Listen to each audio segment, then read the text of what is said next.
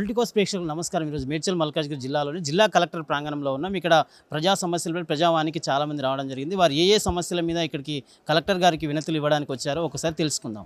నమస్తే సార్, నేను కిరాయిలు కట్టలేకపోతున్నా సార్. డబల్ బెడ్రూమ్ ఇస్తున్నారు, ఇవ్వలేరు. నా పేరు వచ్చింది, అన్నీ వచ్చినాయి.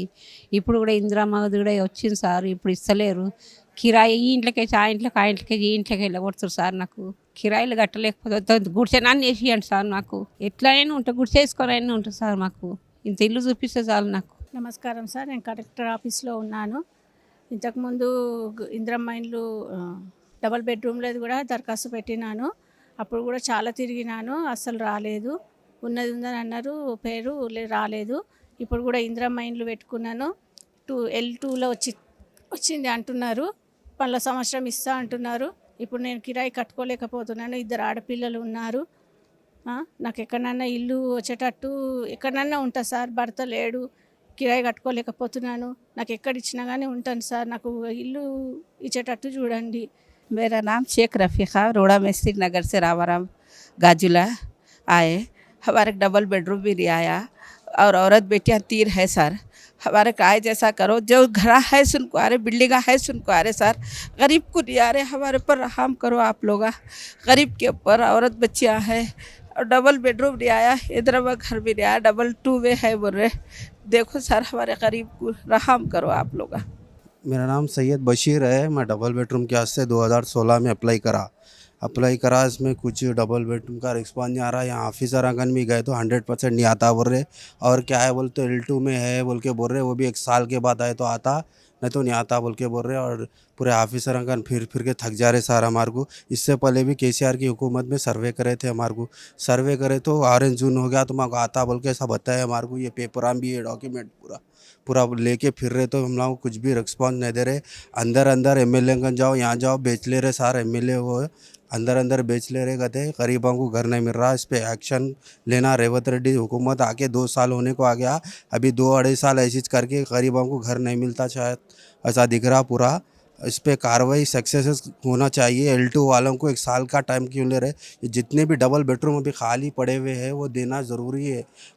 वो नए देने से पब्लिक पूरी आवाम परेशान है. और KCR का हालत कैसा कर दिए. आपकी भी हुकूमत आपकी भी ऐसी गिरने वाली है. आप भी इस पर तजुर्बा करते जाइए. क्या है बोले तो गरीब बहुत परेशान है. परेशानी इसको क्या है, घर से है. ठीक है, इस पर कार्रवाई करिए. रेवंत साहब जो भी है जल्द से जल्द कार्रवाई करिए. और MLA का ये फिरना, ये कलेक्टर ऑफिस को गरीबों को नहीं होता सर. इस पर एक्शन जल्द से जल्द लीजिए. L2 वालों को जो ऐसा फिरा रहे, जो पब्लिक को कुछ मिल रहा ना कर रहा. कुछ घर के वास्ते आस में हर कोई फिर रहा. गरीब से गरीब, धूप नहीं दिख रहा, छाँव नहीं दिख रहा, बारिश नहीं दिख रहा, हर परेशानी में फिर रहा सर. आप ज़रा देख के अब ऑफिसर अंकल भी अब जाके हम लोग ये बताने से भी एक्शन नहीं ले रहे. कलेक्टर साहब से मिलते बोले तो भी नहीं बोल रहे. 100% सामने बोल दे रहे, नहीं आता बोल के बोल दे रहे घर. अब इस पर एक्शन लीजिए सर आप. Thank you sir. నా పేరు లక్ష్మణ్ అండి. మేము ఓల్డాల్ వల్ల ఉంటాం.